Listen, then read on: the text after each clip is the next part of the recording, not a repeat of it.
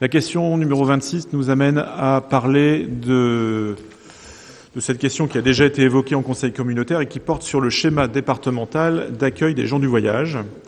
Il faut que nous formulions un avis sur la réalisation d'une aire de grand passage et d'un terrain familial locatif et d'une opération de logement adapté sur le territoire communal de la commune nouvelle d'Avranches. Donc je vais, d'une manière assez rapide, dresser un portrait global de la situation. Donc tout d'abord, je vous rappelle que le schéma départemental d'accueil des gens du voyage est en révision par arrêté préfectoral du 29 décembre 2017. Donc c'est une démarche qui nous amène à envisager la création d'une aire de grand passage pour accueillir les grands rassemblements familiaux ou religieux pendant la période estivale.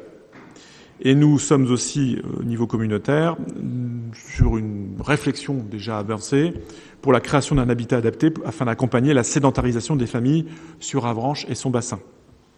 Donc, vous le savez, et je le redis, cette compétence gens du voyage, entre guillemets, est une compétence communautaire qui est obligatoire et qui nous amène à réfléchir à la localisation donc des équipements dont je viens de donner rapidement la liste.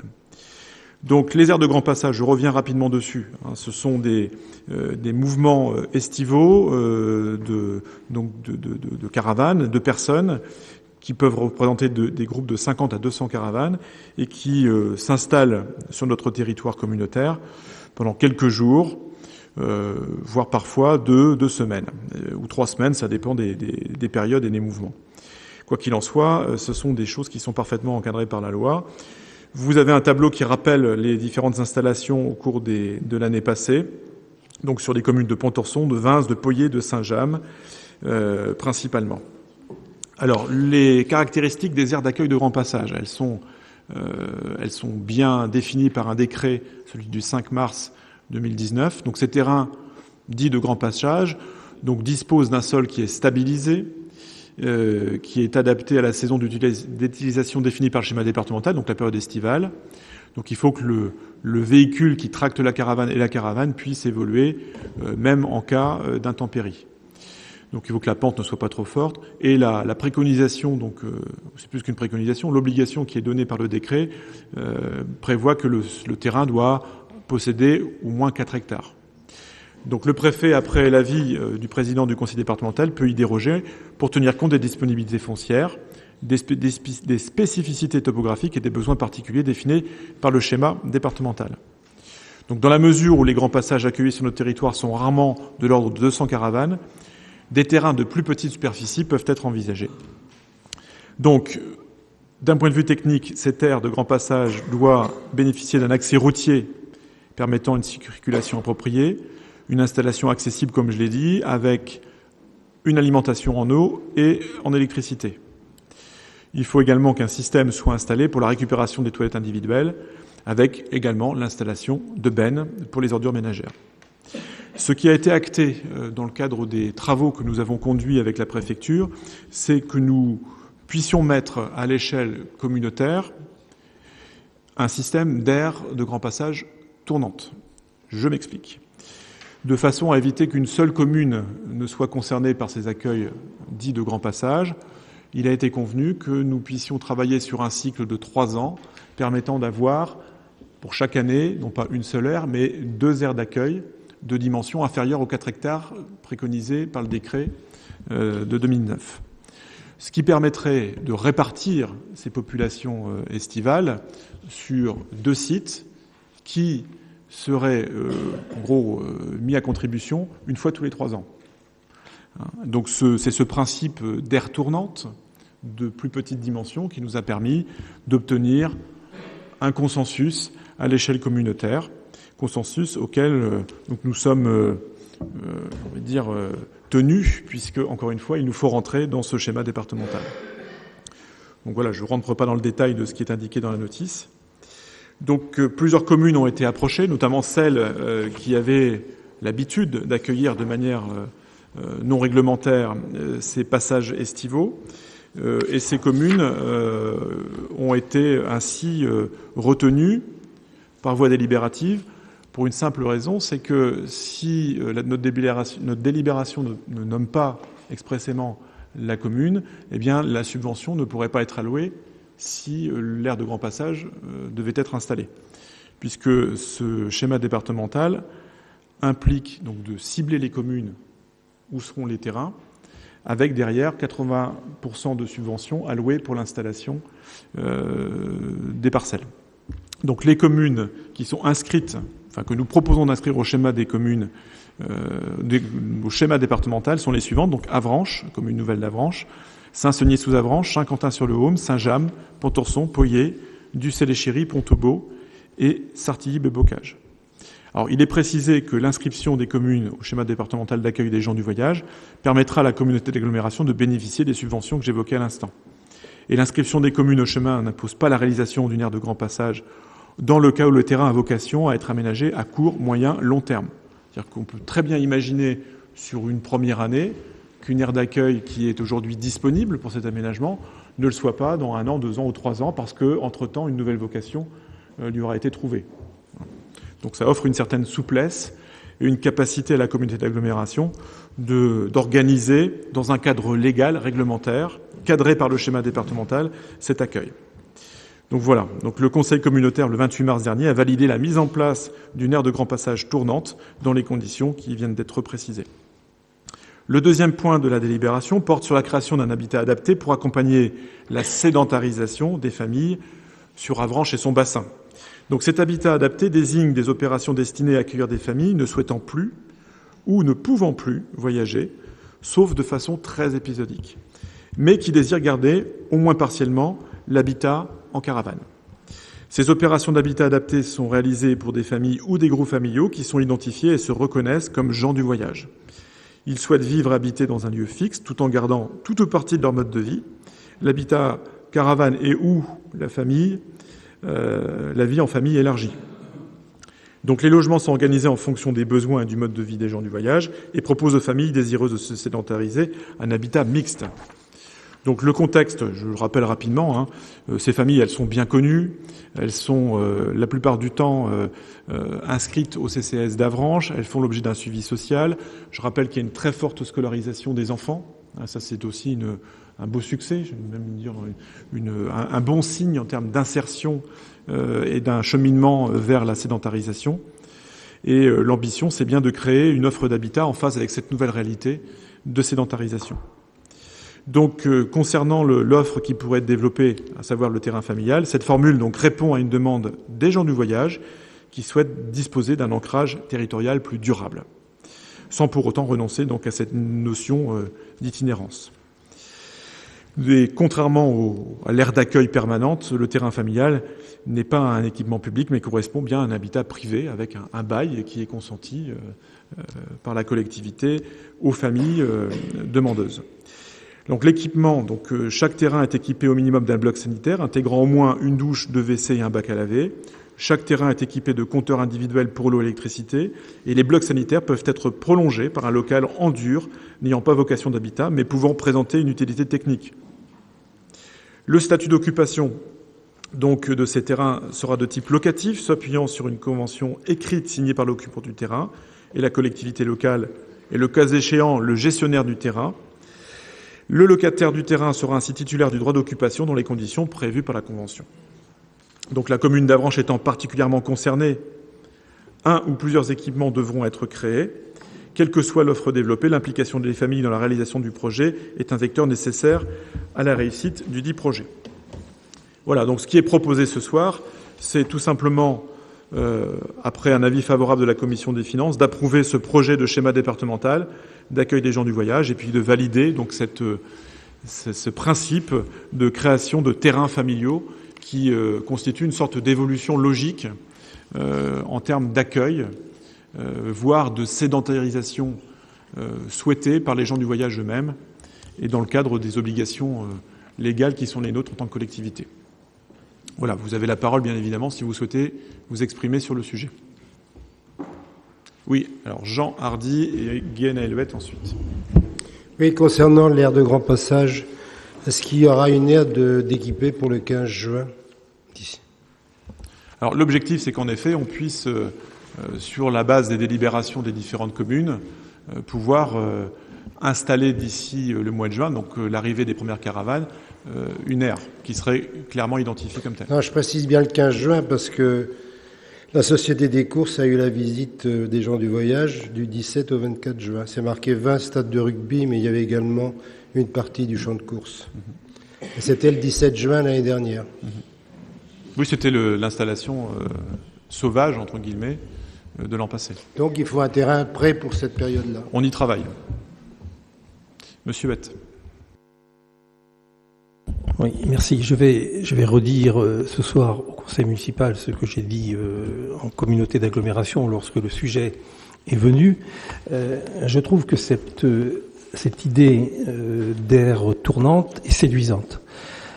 Parce que effectivement, il n'y a pas de raison que ce soit toujours les mêmes communes, et c'est vrai pour Avranches, c'est vrai pour d'autres communes. Il n'y a pas de raison que ce soit toujours les mêmes communes qui subissent les préjudices occasionnés, et Dieu sait s'ils sont nombreux, chacun le sait, lorsque un grand passage arrive. C'est donc une idée séduisante, mais je voudrais tout de même, en objectivité, attirer l'attention sur deux difficultés, parce que rien n'est évidemment parfait, et il y a deux difficultés. La première difficulté, c'est que en multipliant le nombre d'aires, on multiplie les conflits. S'il n'y avait qu'une ou deux aires, on aurait des conflits, même si les plus proches voisins sont à 300 mètres ou à 400 mètres, on sait que ça génère un certain nombre de conflits. Si on a 7 ou 8 aires, on aura 7 ou 8 conflits potentiels. Ça, c'est le premier élément, et je veux vraiment attirer l'attention de chacune et de chacun sur cette difficulté, cette première difficulté qui heurte l'idée qui est a priori séduisante. Le deuxième problème ou la deuxième difficulté que je vois, c'est que je ne suis pas sûr, mais j'espère avoir tort, je ne suis pas sûr que l'on arrivera à imposer aux gens du voyage, lorsqu'il y aura 4 ou 5 aires qui seront faites, je ne suis pas sûr qu'on arrive à leur imposer notre système, c'est-à-dire qu'on arrive à leur dire que de telle période à telle période, il faut aller là plutôt que là. J'attire aussi l'attention sur ce point-là, parce que c'est une population qui n'est pas toujours parfaitement disciplinée, et chacun voit ce que je veux dire. Enfin, il y a un dernier élément, mais vous n'y êtes pour rien, c'est, je pense, l'État qui impose cette vision des choses, c'est qu'on demande aux communes de délibérer un peu sur le principe, un peu un chèque en blanc, c'est-à-dire que on accepte pour la commune d'Avranches ou pour une autre commune le principe de l'édification d'une aire de grand passage, mais on ne sait pas où elle va être située. Et ça, évidemment, ça pose problème.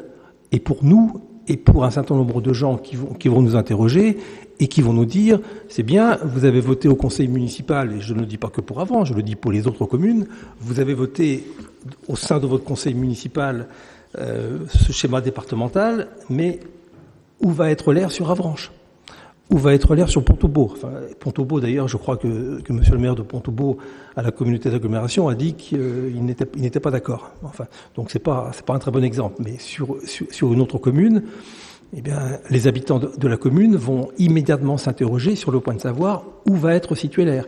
Et on ne va pas être en faculté de leur répondre. Donc voilà, moi je voulais simplement attirer l'attention du conseil municipal sur ces points-là. Ceci étant, je donne acte à la communauté d'agglomération de faire cet effort, parce que je l'ai dit aussi il y a quelques semaines lors du conseil communautaire, on s'est cassé les dents les uns et les autres sur ce dossier-là depuis une vingtaine d'années. Voilà, je souhaite que l'on réussisse. Encore une fois, l'idée est séduisante, mais je voulais tout de même attirer l'attention de chaque conseiller municipal ici présent sur les difficultés qui ne vont pas manquer de nous arriver, et sans doute plus rapidement qu'on le croit ou qu'on l'espère. Bien, je vous remercie. Je vais répondre aux différents points que vous avez soulevés. Alors, vous parlez de multiplication des aires. Alors là, je m'inscris en faux, puisque, bien évidemment, lorsqu'une aire ou 2 aires seront mises en service pour une période estivale, les autres retrouveront leur vocation agricole ou économique ou autre. Et que précisément du fait qu'elles soient repérées comme aires de grand passage pour telle ou telle année, si les personnes ne vont pas s'installer là où elles le doivent, elles feront l'objet, bien évidemment, d'un référé, puis ensuite de l'intervention des forces de l'ordre. C'est précisément pour cela que nous devons nous inscrire dans le schéma départemental. La situation que nous connaissons aujourd'hui avec les nuisances qui sont liées à l'installation sauvage, je pense notamment au champ de course d'Avranches, ces situations délicates perdurent, souvent dans le temps, plusieurs semaines, parce que précisément, nous n'avons pas d'aire de grand passage clairement identifiée. En tout cas, juridiquement, nous ne sommes pas en conformité avec la loi. Donc, le fait d'avoir des aires de grand passage clairement identifiées nous permet, en toute légalité, de faire appel ensuite aux forces de l'ordre, via bien évidemment une décision préfectorale, de façon à remettre les personnes sur les terrains qui ont été prévus pour. Quoi qu'il en soit, ce qu'il faut bien avoir en tête, c'est qu'une aire de grand passage temporaire, donc sur ce cycle de 3 ans, après utilisation, retourne vers sa vocation initiale. C'est extrêmement important de l'avoir en tête, et c'est vraiment sur ce principe que nous devons nous arc-bouter en quelque sorte. Autre point concernant les terrains, vous dites en effet, nous délibérons sur les communes. Ça, c'est l'obligation formelle à laquelle nous sommes tenus.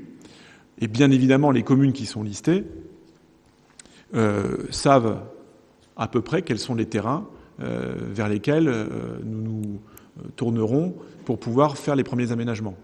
Que ce soit sur Saint-James ou sur Saint-Quentin ou sur Saint-Saunier, bien évidemment, les terrains sont connus. Ce sont souvent d'ailleurs des terrains qui sont de propriété communautaire et qui peuvent faire l'objet d'aménagements assez rapides. Et sur les surfaces que j'ai indiquées, ça à peu près 2 hectares. Voilà. Monsieur Hett, vous voulez reprendre la parole ? Et donc pour Avranches, on le sait aussi. Non, justement. Alors pour Avranches, la situation est un peu différente. C'est que nous avons fait le choix de mettre le nom de notre commune dans la liste sans avoir de terrain fléché. D'accord. Mais dans la perspective, si une acquisition foncière était possible dans les 2-3 ans qui viennent, parce qu'en effet, sur la commune de Saint-Martin, il y a du foncier disponible, de pouvoir bénéficier des subventions. C'est ça un peu l'astuce. C'est-à-dire que ne pas mettre Avranches dans la liste obérait la possibilité d'avoir les aides de l'État si un terrain se libérait. Mais pour Avranches, nous n'avons pas de terrain aujourd'hui fléché. C'est pour ça que je vous posais la question, puisque comme vous indiquiez que les communes d'implantation connaissaient à peu près la situation de l'aire, d'où la question sur Avranches. Non. Autre chose, mais c'est pas du tout des critiques au sens négatif du terme, parce que ce sujet-là, encore une fois, est un sujet difficile, et je crois qu'il faut jouer effectivement, qu'il faut essayer de travailler dans le sens qui est proposé par la communauté d'agglomération.